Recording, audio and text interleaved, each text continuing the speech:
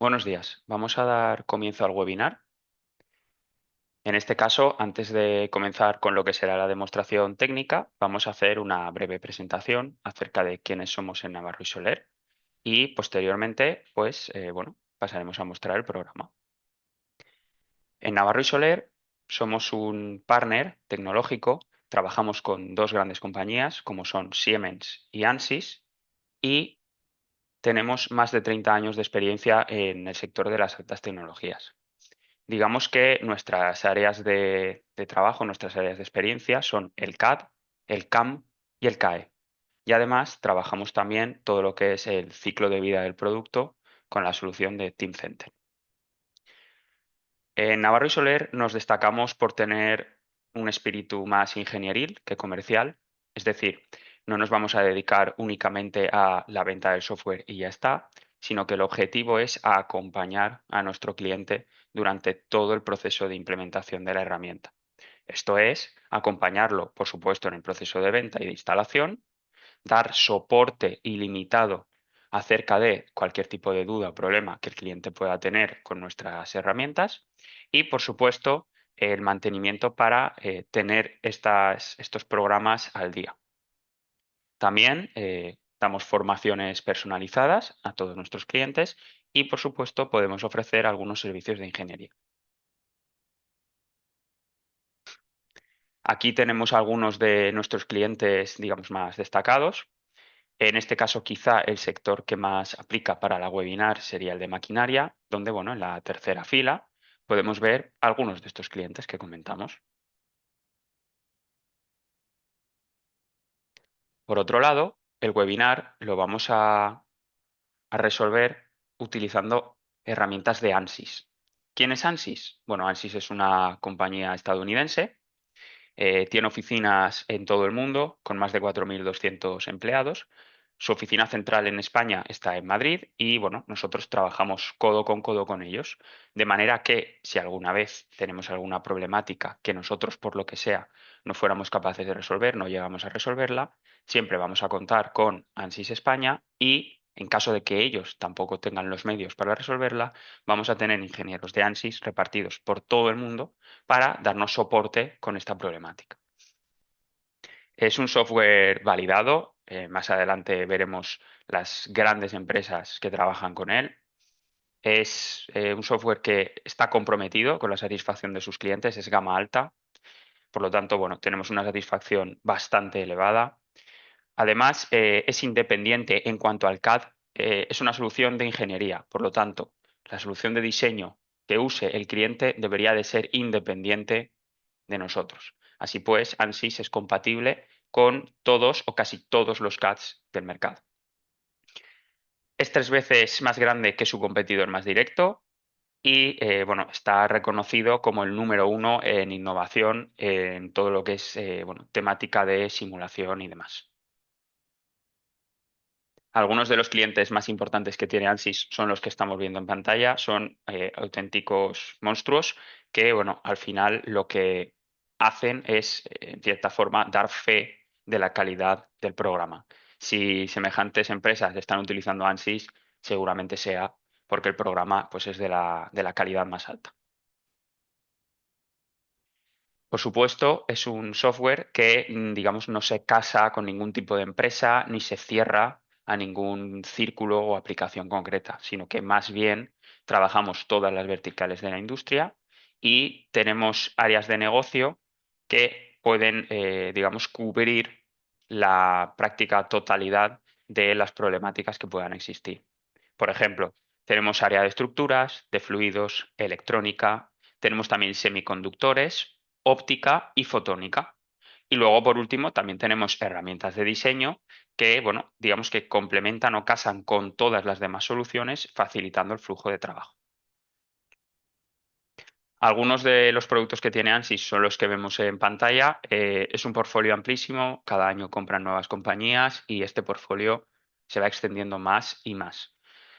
Básicamente lo que queremos transmitir con esto es que ANSYS tiene soluciones para todo. Va a ser muy extraño que una problemática del mundo real no sea posible resolverla con algún programa que tiene ANSYS en su portfolio. Va a ser muy difícil. La importancia que tienen este tipo de softwares de cálculo es sobre todo en etapas, digamos, más iniciales del proceso de diseño de un producto. ¿Por qué? Bueno, sabemos que en estas etapas iniciales es donde se determina la gran parte de los costes que va a tener ese producto. Por lo tanto, si contamos con herramientas como ANSYS que nos permitan trabajar en esas etapas iniciales, validar y optimizar nuestros productos, potencialmente podemos conseguir ahorros muy elevados en el coste final del mismo. Y bueno, pasando un poco más en detalle a lo que vamos a ver hoy, al final vamos a plantear un cálculo térmico y estructural de bueno, una serie de útiles que podrían formar parte del sector de maquinaria y equipamiento. ¿Qué es lo que vamos a hacer hoy? Pues bueno, al final vamos a coger estos útiles que estamos viendo en pantalla. Es una especie de chapa atornillada con cuatro apoyos y un sistema, un circuito caliente. Y lo que vamos a ver es cómo esas temperaturas del circuito caliente, bueno, generan dilataciones, generan contracciones y cómo se tensa, cómo sufre, pues la estructura en general. ¿Cuáles son los objetivos, por lo tanto, de la webinar? Pues bueno, en primer lugar, validar mi modelo, verificar si va a cumplir con mis requerimientos o no. Ese siempre va a ser el primer paso. En caso de que no cumpla, aplicaremos algunos cambios para intentar hacer que cumpla.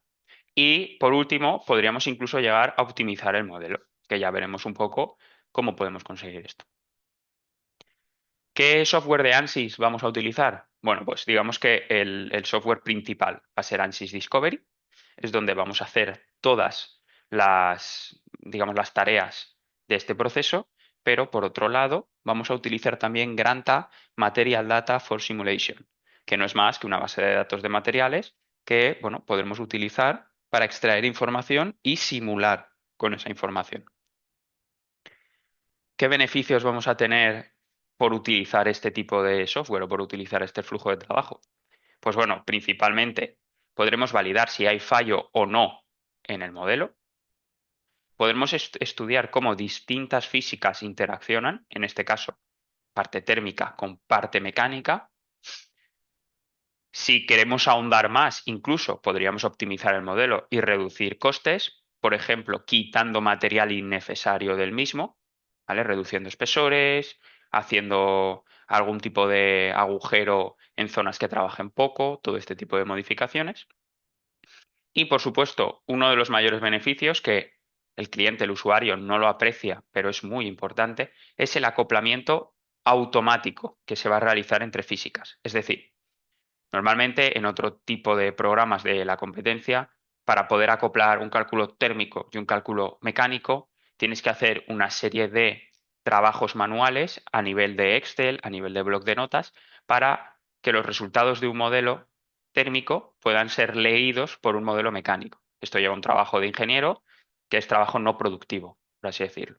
Bueno, pues gracias a Discovery, todo esto se va a hacer automáticamente y yo me voy a olvidar completamente de, digamos, de ese trabajo, ¿vale? No voy a perder tiempo en hacer tareas no productivas. Vamos a pasar ya a lo que es el software y antes de comenzar vamos a explicar un poco en qué consiste ANSYS Discovery, porque es un programa novedoso, tiene pocos años en el mercado y mucha gente no lo conoce, no conoce cómo funciona. ANSYS Discovery es un software, digamos, todo en uno. Nos permite diseñar y nos permite simular todo en el mismo programa, sin salir de esta ventana. ¿Cuál es el factor diferenciador que tiene Discovery? Bueno, pues el factor diferenciador son estas etapas que tenemos aquí. Model, Explore y Refine. En cada una de estas etapas puedo hacer algo distinto. Model, como su nombre indica, es la etapa de diseño, de modelado 3D. En ella voy a poder, pues, generar mi modelo o incluso leer mi modelo de un CAD de terceros y dedicarme a modificarlo o a repararlo o directamente a prepararlo para la simulación. Por otro lado, tengo la etapa Explore, que es una etapa de simulación instantánea. Es decir, nos va a devolver resultados en cuestión de segundos. ¿Vale? A lo sumo puede que tarde 20 o 30 segundos en devolvernos resultados. Es una etapa en la que su principal fortaleza es la velocidad, evidentemente. ¿Para qué nos sirve? Para hacer mucha prueba y error y conseguir, digamos, llevar nuestro diseño inicial a una zona en la que ya estemos más o menos tranquilos de que va a cumplir con los objetivos. Básicamente es una herramienta de prueba y error que nos permite comprender muy bien cómo funciona el diseño y acercarnos a lo que va a ser la solución definitiva del mismo. Por último, tenemos la etapa Refine. Esta no la vamos a ver en el webinar por falta de tiempo, pero básicamente es una etapa de simulación tradicional de elementos finitos. Mientras la etapa anterior es simulación instantánea y me da muchos resultados en muy poco tiempo, esta ya es una simulación tradicional donde voy a tener que hacer mi malla y voy a tener que llevar a cabo una simulación de elementos finitos. ¿Cuál es la diferencia entre una y otra? Básicamente que la simulación instantánea es muy rápida, pero la simulación, digamos, tradicional o de elementos finitos es muy precisa. Entonces, el método de trabajo con este software es, con la simulación instantánea, hacer un montón de pruebas y determinar cuál va a ser el mejor diseño o la mejor opción de todas las que he estudiado. Y una vez tenga localizada esa mejor opción, me voy a venir a la etapa Refine, voy a mallarla y voy a resolverla con un solver, digamos, de elementos finitos tradicional. Este es el flujo de trabajo idóneo y para el que está pensado Discovery. Vamos a empezar con la demostración. Para ello, lo primero que vamos a hacer es importar un par de geometrías que tenemos. Lo primero que quiero verificar es que efectivamente Discovery es compatible con prácticamente todos los formatos CAD del mercado. Como podéis ver, tenemos CATIA, Creo, Inventor, NX, Solid Edge, SolidWorks, Rhino, Revit, en fin. Todos los CADs más importantes los vamos a tener aquí y los vamos a poder soportar. En este caso, yo tengo dos archivos STEP. Vamos a esperar a que los abra. Y bueno, básicamente tenemos lo que sería nuestra pieza principal, ¿vale? Es una chapa atornillada con 4 apoyos en bisagra. Y por otro lado tenemos, pues bueno, una especie de sistema por el que circulará un líquido caliente a una determinada temperatura y que va a ser el creador de todos los esfuerzos que vamos a tener en el modelo. Muy bien. Lo primero que vamos a hacer es coger este circuito y lo vamos a colocar en su sitio. Primero lo vamos a orientar y posteriormente lo vamos a mover hasta aquí. De manera que ya queden cara con cara pegado el uno al otro. Vamos a hacer alguna modificación más en el diseño para que veáis un poco la potencia que tiene este software a la hora de modificar geometría. Vamos a ocultar la chapa y me voy a dar cuenta de que en este perfil en C tengo este redondeo de aquí que está cortado por el orificio del tornillo. ¿Vale? Normalmente esto en otros programas puede que sea difícil de modificar o difícil de cambiar, precisamente por ese pequeño corte que tenemos ahí. Sin embargo, aquí lo que voy a hacer es moverlo un par de milímetros hacia abajo. Como veis, lo ha hecho sin ningún problema y me ha cerrado el orificio automáticamente. Y ahora lo que voy a hacer es cargarme ese redondeo y dejar el perfil acabado en canto. Vamos a hacer lo mismo con la parte inferior. Cojo las dos caras, las muevo un par de milímetros, relleno y relleno. Como veis, es un software bastante ágil a la hora de realizar modificaciones y no se queja prácticamente nunca, ¿vale? Es muy potente a nivel de reparación, por así decirlo, y de limpieza del diseño. Más cosas que podemos hacer por aquí, por ejemplo, las tuercas veo, perdón, la cabeza de los tornillos veo que, bueno, tiene este tipo de superficies aquí que no me aportan nada y simplemente me van a generar un poco de coste computacional extra. Bueno, pues lo que voy a hacer es coger una Y tengo aquí una herramienta de selección automática que lo que me va a permitir es, mediante distintos criterios geométricos, elegir más caras como esta. Por ejemplo, usando la opción Faces with Same Area, automáticamente cojo 72 caras, que como podéis ver son todas iguales, y lo que voy a hacer es un fill, de manera que esas caras se limpian automáticamente. Todo este proceso no es obligatorio, ni muchísimo menos, podríamos haber simulado así sin más, pero siempre es recomendable limpiar o simplificar todo aquello que no aporte a la solución. Muy bien, ahora que ya tengo mi geometría lista, voy a empezar a crear condiciones de contorno. Para poder crear este tipo de condiciones, me tengo que ir a una etapa que sea compatible con la simulación, como puede ser la etapa Explore. Una vez estoy aquí, se me habilita la pestaña de simulación, desde la cual puedo crear todas las condiciones que yo considere necesarias. Por ejemplo, al interior del circuito le vamos a imponer una temperatura. Voy a coger esta cara y esta cara y con doble clic voy a coger aquí todo el circuito de una y ahora cojo esta cara y esta cara. ¿Vale? De aquí lo que vamos a hacer es imponer, por ejemplo, 170 grados centígrados. En el momento en que yo añado una condición de contorno, sea del tipo que sea, el software me crea en mi árbol de estructura condiciones de simulación. Es decir, como yo he insertado una temperatura, él detecta un cálculo térmico. Por lo tanto, inserta esa temperatura y además inserta condiciones automáticas, como puede ser convección en todas estas caras. Normalmente las condiciones se rellenan automáticamente. Es decir, la convección no está en todas las caras del modelo, está en todas las caras del modelo que no tienen ninguna condición de contorno. Es decir, las caras a las que he impuesto una temperatura no van a estar dentro de la convección. Si creo cualquier otra condición en cualquier otra cara, esa cara automáticamente abandona la convección. ¿Vale? El software es bastante inteligente y bastante cómodo de trabajar en este sentido.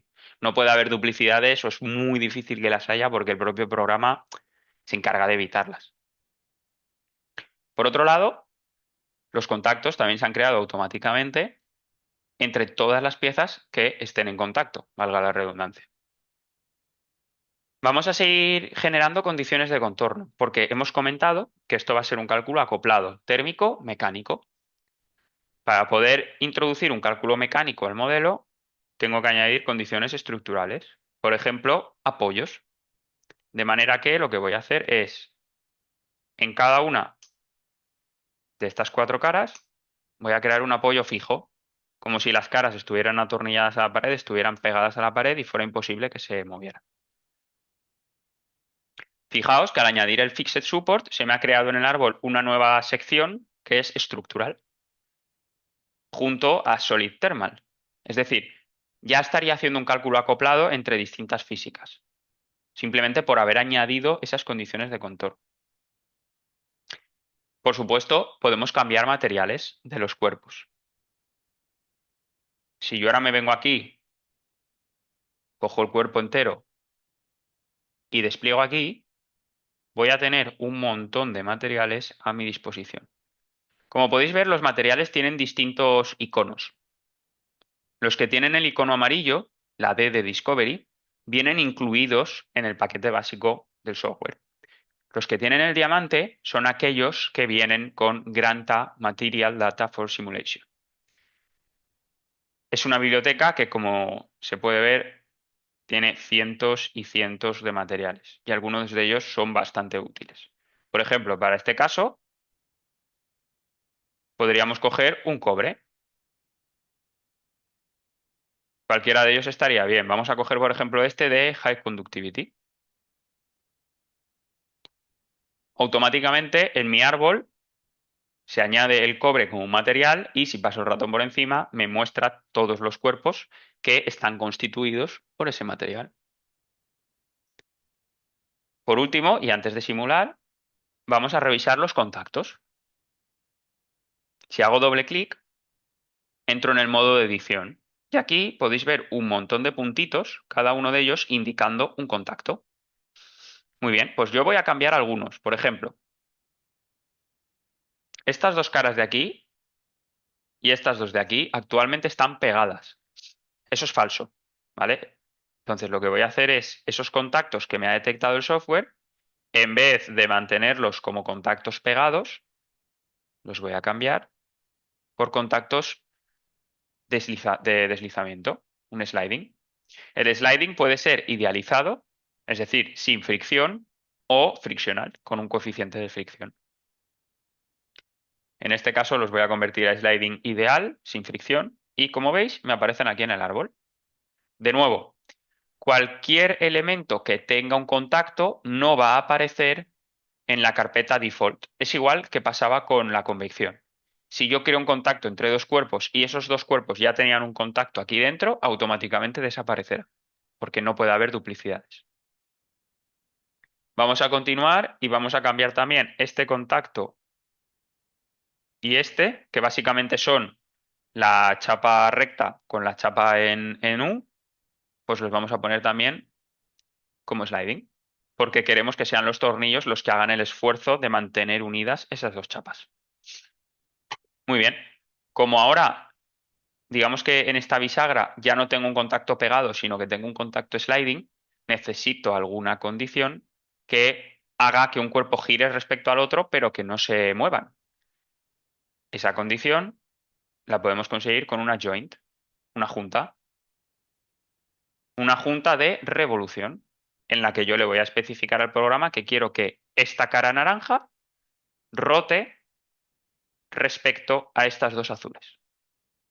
De manera que cualquier otro movimiento queda bloqueado. El único grado de libertad que puede existir entre la cara naranja y las azules es la rotación alrededor del eje. El eje lo detecta automáticamente el programa. Como todas las caras son concéntricas, pues es bastante evidente, digamos, el eje de giro que deben de tener. De esta manera creamos las cuatro y ya tenemos nuestro árbol de simulación completo. Lo siguiente que vamos a hacer es simular. Para ello, simplemente le daremos aquí al botón de Solve y podremos ver los resultados. Antes de hacerlo, comentar que el software tiene una barra de fidelidad que nos permite jugar un poco con, digamos, la relación entre velocidad y precisión. Cuanto menor sea esta fidelidad, más rápido, más instantáneo va a ser el resultado. Sin embargo, evidentemente capturaremos menos elementos pequeños y por lo tanto el resultado puede verse afectado, puede ser menos preciso. Cuanto más grande sea la fidelidad, pasará al contrario. El resultado tardará un poquito más. En vez de irnos al orden de segundos, nos iremos al orden de medio minuto, pero el resultado debería tener en cuenta todos los elementos del modelo, por pequeños que sean. En este caso no hace falta tanto, vamos a ponerlo más o menos por aquí y le damos a resolver.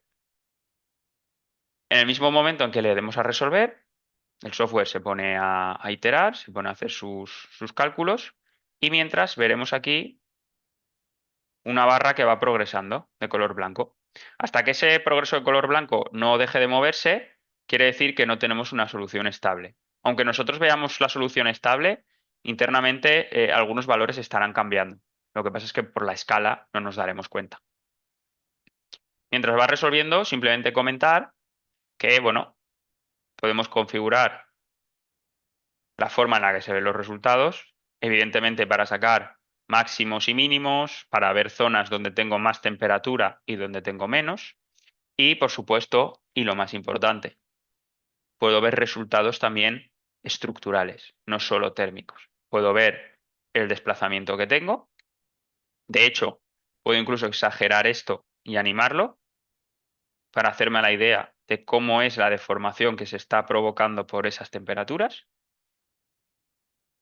y puedo ver la distribución de tensiones que tengo en el modelo. De hecho, tengo aquí una serie de monitores en la que puedo ver que tengo un pico de tensión de 350 megapascales. ¿Vale? Y ese pico de tensión me viene indicado por el máximo. ¿Vale? Fijaos, voy a quitar la exagerada. me estaría indicando que mi máximo de tensión aparece aquí, en este tornillo de aquí. También es cierto que, bueno, podría ser un elemento singular porque es una zona muy pequeñita, pero lo que vamos a hacer es cambiar la escala para ver en rojo todas aquellas zonas que superan 275, que es el límite de mi acero. Vemos que, por ejemplo, todo lo que son las zonas de revolución, pues bueno, tienen un valor relativamente elevado, pero es cierto que es muy superficial, por lo que podríamos darlo por válido. Sin embargo, si nos venimos a la zona de los tornillos, aquí sí que vemos que podría ser que tuviéramos algún que otro problemilla. ¿Vale? Estaríamos al límite, porque aunque superamos el valor, la zona es muy pequeña. Entonces, imaginemos que a mí esta solución no me parece bien, porque, vale, sí, puede ser que el tornillo aguante porque está plastificando en una zona menor, pero me gustaría que ese valor de 350 fuera más bajo y si puede ser que la zona fuera más pequeña todavía. Vale, pues voy a hacer modificaciones a mi diseño. Voy a parar voy a apagar los resultados y a parar la solución y lo que voy a hacer es dibujar aletas en esta cara de aquí. De manera que el calor que está entrando a través del circuito caliente se pueda disipar al ambiente en lugar de que todo ese calor acabe llegando a lo que es mi sólido. Vamos a crearnos una aleta de 2 milímetros de grosor a 2,7, por ejemplo. Vale. Como veis, me he creado aquí una cara y ahora esa cara la voy a extruir hacia arriba 50 milímetros. ¿Qué es lo siguiente que voy a hacer? Crear un patrón con este sólido de aquí en esa dirección. Voy a separar los 4 milímetros y voy a poner pues unos 70, 75 copias, por ejemplo. Fijaos que me muestra el preview de cómo quedaría y se generan prácticamente al momento. Estos cuerpos que acabo de crear son cuerpos, digamos, separados. Es decir, fijaos que por un lado tengo este cuerpo de aquí y por otro lado tengo todas mis aletas. Son cuerpos independientes, pero el programa ya se ha encargado de crear automáticamente todos los contactos entre las aletas y el bloque principal. Por lo tanto, no me tengo que preocupar ni siquiera de eso. Con que las dibuje es más que suficiente. De hecho, voy a volver a resolver y si volvemos a esperar, pues eso, unos 20-30 segundos, deberíamos ver cómo, gracias a las aletas, se disipa algo más de calor al ambiente y, en teoría, las temperaturas que sufra o que tenga el cuerpo principal deberían reducirse un poquito. De hecho, vamos a poder ver en los reportes, ya no ni siquiera en la escala, sino directamente en los reportes, si esto es así o no. Podremos verificar si en efecto este cambio que yo he hecho es para mejor o es para peor, que al final es de lo que se trata. Fijémonos que, por ejemplo, el desplazamiento máximo pues apenas habría cambiado. Sin embargo, la tensión máxima sí que ha pasado de 350 a 320. Es decir, la hemos reducido un 10%. Puede que siga sin ser suficiente y puede que esta zona de aquí siga siendo una singularidad, pero desde luego juega a mi favor esto que acabo de hacer. En cualquier caso, mi diseño de ahora es mejor que el diseño anterior. Va a aguantar mejor las temperaturas. Si quisiéramos estudiar la influencia del número de aletas con la tensión máxima, podría ser un estudio interesante, pues simplemente me vendría aquí al patrón y le diría, mira, ahora en vez de separarme las 4 milímetros, me las vas a separar 10. Evidentemente, el patrón se sale del sitio, por lo tanto, en vez de 75, le voy a pedir 30 aletas. De nuevo, vuelvo a resolver y puedo verificar si el hecho de usar 75 aletas me supone una gran diferencia frente a usar 30. Quizá con 30 aletas obtengo un efecto similar a 75. y desde luego el diseño, el modelo, va a ser mucho más barato de fabricar. Voy a tener menos aletas, va a ser más sencillo, voy a usar menos material y de todas voy a ahorrar dinero. Ahora bien, ¿serán suficientes 30 aletas? No lo sé. Entonces, vamos a verificarlo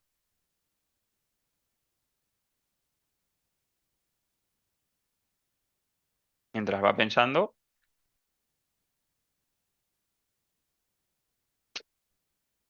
De hecho, podemos sacar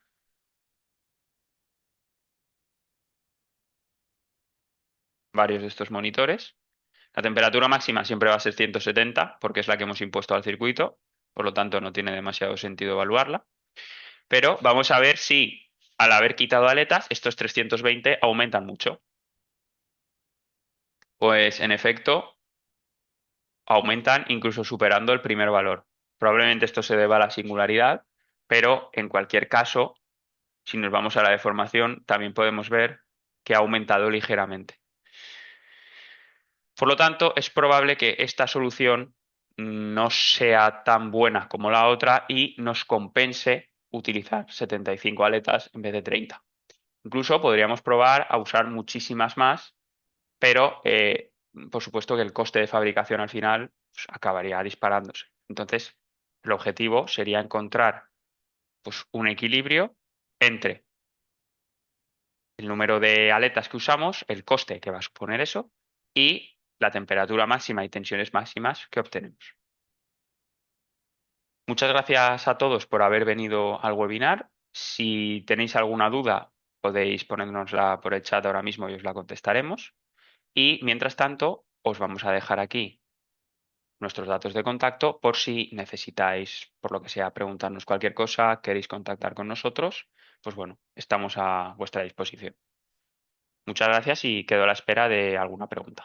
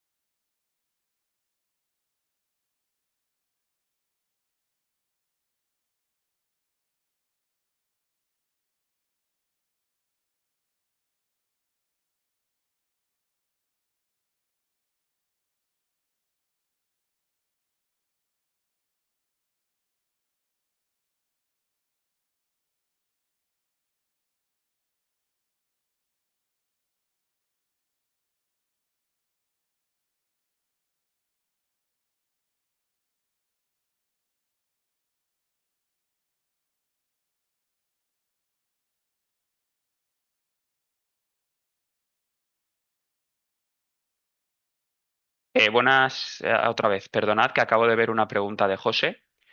Está preguntando si la aplicación permite añadir flujos de aire como un ventilador. Sí, José, lo permite sin ningún tipo de problema. De hecho, es otro tipo de análisis que podemos hacer, el acoplado térmico y fluido, donde podemos imponer condiciones térmicas, como hemos visto ahora, y podemos imponer, pues, por ejemplo, un caudal de aire, un caudal de agua. Ejemplos típicos, pues podría ser resolver un circuito de refrigeración líquida.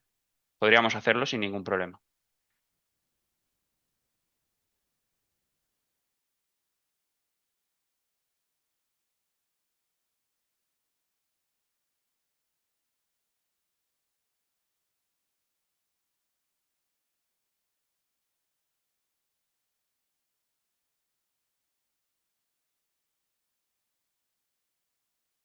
Muy bien, como veo que no hay más preguntas, vamos a dar por finalizado el webinar. Muchas gracias a todos por haber asistido.